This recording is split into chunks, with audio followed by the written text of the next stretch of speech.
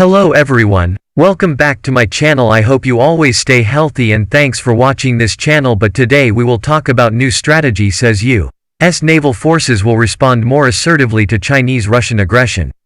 The U.S. Navy, Marine Corps, and Coast Guard have released a new, overarching tri-service strategy document for how they plan to project maritime power together going forward. The document focuses heavily on how the three services expect to fight on the high seas and adjacent areas on land. However, there is also a very important underlying discussion about adopting a more assertive approach to responding to day-to-day challenges, especially from China, and to a lesser extent, Russia, among other potential adversaries, that are short of a shooting war. The three services unveiled their new, integrated, strategy, titled, Advantage at Sea, Prevailing with Integrated All-Domain Naval Power, on December 17, 2020. The document includes discussions about a number of concepts of operation that the trio has been openly discussing, such as a greater focus on distributed operations leveraging a dramatically reorganized Marine Corps riding on smaller amphibious warfare ships, the increased use of unmanned aircraft and naval platforms, and distributed sensor and communications networks. There is also a renewed emphasis on fighting for and gaining sea control, in light of growing concerns about a potential higher-end future naval fight with a major adversary, such as China or Russia. Significant technological developments and aggressive military modernization by our rivals are eroding our military advantages. The proliferation of long-range precision missiles means the United States can no longer presume unfettered access to the world's oceans in times of conflict. The document's foreword, attributed to the top uniformed officers of each service, Chief of Naval Operations Admiral Michael Gilday, Marine Corps Commandant General David Berger, and Coast Guard Commandant Admiral Carl Schultz, reads, "Our integrated Navy, Marine Corps, and Coast Guard must maintain clear-eyed resolve to compete with, deter, and, if necessary, defeat our adversaries while we accelerate development of a modernized, integrated all-domain naval force for the future."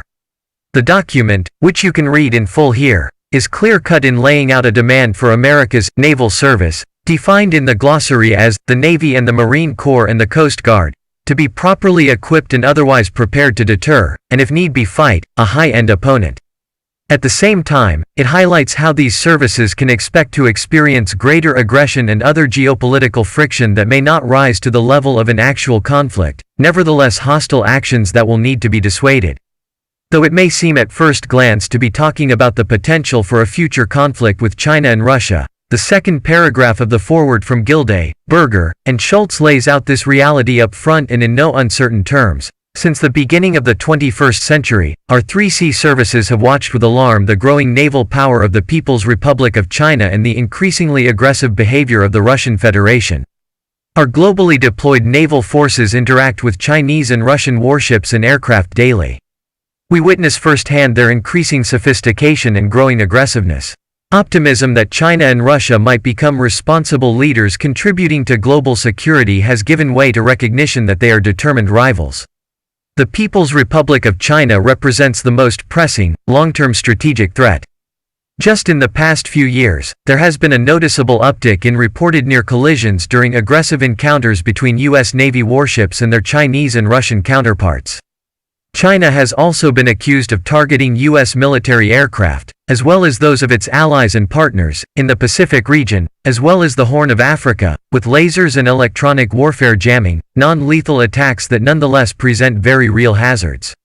In addition, the Chinese military, as well as its paramilitary maritime forces, has increasingly been challenging foreign commercial interests, and very aggressively so in many cases, in areas that the government in Beijing claims as its sovereign territory, including the bulk of the South China Sea. These incidents often impact the citizens of American allies and partners and have drawn rebukes from the U.S. government on multiple occasions. Earlier this year, the Navy sent warships to observe what it said were coercive Chinese activities near where a Malaysian government-chartered drillship was operating in the South China Sea, underscoring how America's maritime forces may find themselves drawn more and more directly into these kinds of disputes in the future, as well. Less than 2 full pages of Advantage at Sea are devoted specifically to what it refers to as day-to-day competition, but the introduction to the larger section on employing naval forces, includes mention of one of the most significant potential changes in the force posture across the three services found anywhere in the document. Ready, forward deployed naval forces will accept calculated tactical risks and adopt a more assertive posture in our day-to-day operations, it says. It's not entirely clear how this policy will manifest itself in practice, but the clear indication is that the Navy, as well as the Marine Corps and the Coast Guard, are preparing to take a more defiant stand when another ship tries to run them off the road, so to speak, or an opponent's forces otherwise accost them with some kind of action, such as laser dazzling, that is just short of outright threatening.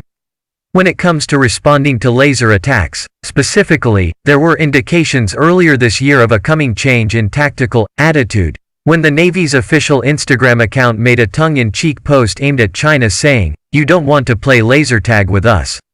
With that in mind, the new naval strategy document also says that, "We will outfit deploying assets with IFC's intermediate force capabilities, and will factor them into requirements documents for appropriate future platforms," further defining IFCs as scalable armaments that can deliver effects short of lethal force.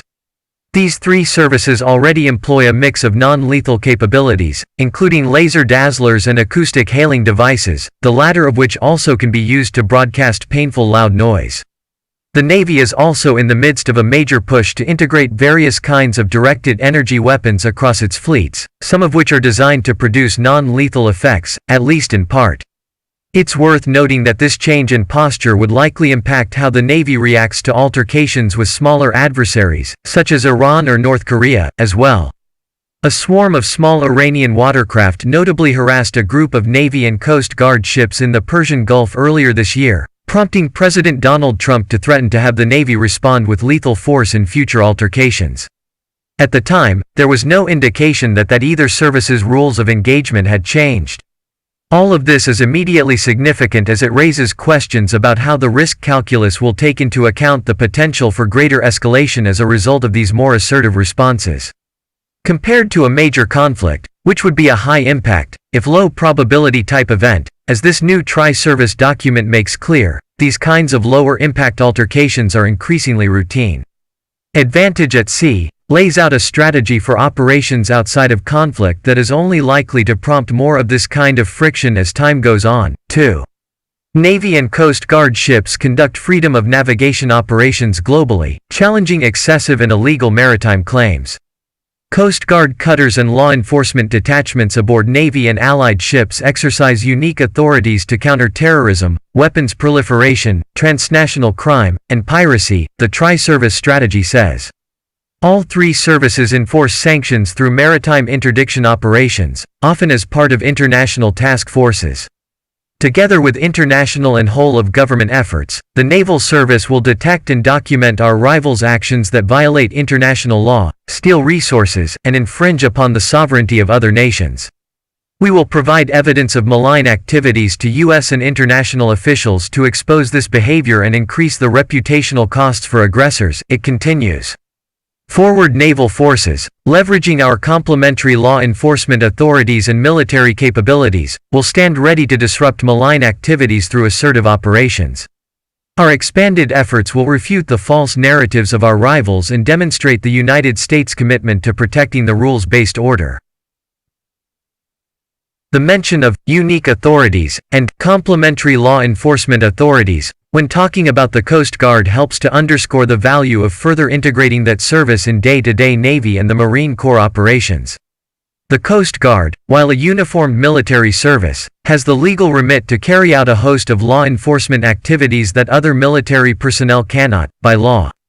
None of this, of course, is to say that these three services shouldn't prepare for actual conflicts, including higher-end ones, or that they aren't. In fact, the strategy document highlights how operations outside of a traditional shooting war can help lay valuable groundwork should such a fight erupt. Effective competition upholds the rules-based order, denies our rivals use of incremental coercion, and creates the space for American diplomatic, political, economic, and technological advantages to prevail over the long term, it says. Working alongside our allies and partners, our operations, exercises, and engagements must set the conditions for a future in which our rivals are deterred from malign behaviors and aggression, and, if deterrence fails, a future in which they are defeated.